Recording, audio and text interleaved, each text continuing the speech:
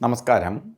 എല്ലാ NTV പ്രേക്ഷകർക്കും നിങ്ങളുടെ ഇന്ന് എന്ന പ്രോഗ്രാമിലേക്ക് സുസ്വാഗതം. ഇന്ന് 2025 ജൂലൈ മാസം 25-ാം തീയതി, 1200-ാം ആണ്ട് കർക്കിടക മാസം 9-ാം തീയതി വെള്ളിയാഴ്ച. വെള്ളിയാഴ്ചയാണ്. പൂയൻ നക്ഷത്രമാണ്. നക്ഷത്രം തന്നെ പൂയൻ നക്ഷത്രത്തിലാണ് ജനിച്ചത്.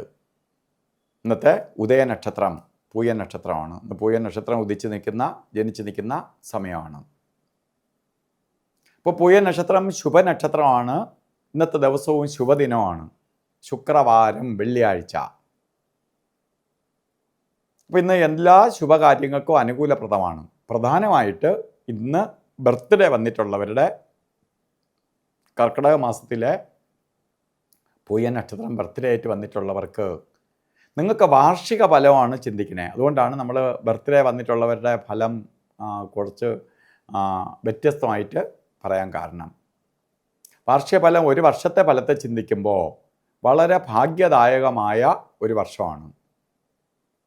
സാമ്പത്തിക പുരോഗതി, ജോലിയിൽ ഉയർച്ച, വിവാഹം നടക്കാത്തവർക്ക് വിവാഹം, വിവാഹ ജീവിതത്തിൽ എന്തെങ്കിലും പ്രോബ്ലംസ് അനുഭവിച്ചുകൊണ്ടിരിക്കുന്നവർക്ക് അത് പരിഹരിക്കപ്പെടും.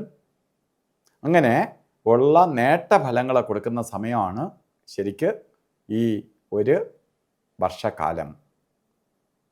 അതുകൊണ്ട് ഈ വിവാഹമോ അല്ലെങ്കിൽ മക്കളെ കല്യാണം നടത്തി കൊടുക്കണം, അല്ലെങ്കിൽ നടക്കുന്നില്ല എന്ന് വിഷമിച്ചിരിക്കുന്ന പൂയൻ നക്ഷത്രക്കാരുണ്ടെങ്കിൽ, നിങ്ങളെ ബർത്ത്ഡേ വന്നിരിക്കുന്നത് കർക്കിടക മാസത്തിലാണെങ്കിൽ നിങ്ങൾ സുനിശ്ചിതമായിട്ടും മക്കളെ കല്യാണം ഇപ്പം നടത്തി കൊടുക്കാൻ സാധിക്കും. അതുപോലെ ഇന്ന് ഓരോ കാര്യത്തിന് ഇറങ്ങുമ്പോൾ രാവുകാല സമയം നോക്കി പോവുക. ശരിക്ക്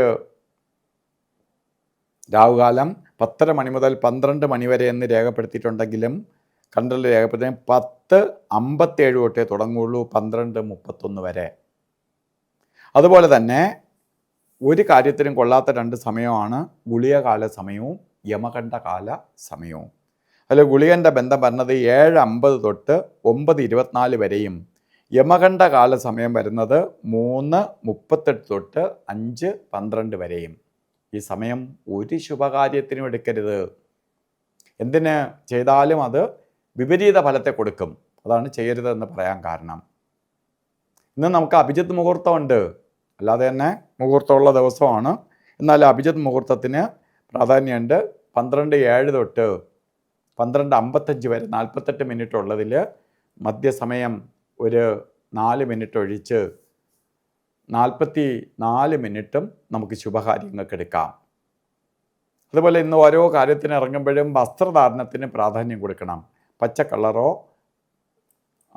പച്ച കളറ് അല്ല, ശരിക്ക് വെള്ളിയാഴ്ച ആയതുകൊണ്ട് പച്ച നമുക്ക് ധരിക്കുന്നതുകൊണ്ട് ദോഷമില്ല. എങ്കിലും ഏറ്റവും പ്രധാനമായിട്ട് കൊടുക്കേണ്ടത് റെഡ് കളറ്, ചുവപ്പ് കളറോ ചുവപ്പ് മിക്സ് ആയിട്ടുള്ള വസ്ത്രം നമ്മൾ ഇന്ന് ധരിച്ചു കൊണ്ട് പോകുമ്പോൾ ശുക്രൻ്റെ പോസിറ്റീവ് എനർജി വലിച്ചെടുക്കാനുള്ള ശക്തിയുണ്ട്.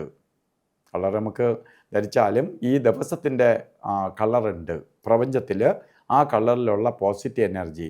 അതിനൊപ്പം അല്ലെങ്കിൽ ഒരു കർച്ചീപ്പായിട്ടെങ്കിലും റെഡ് കളറ് എഴുതുക, അല്ലെങ്കിൽ ഒരു പൊട്ടായിട്ടെങ്കിലും ചുവന്ന പൊട്ട് തൊടുക.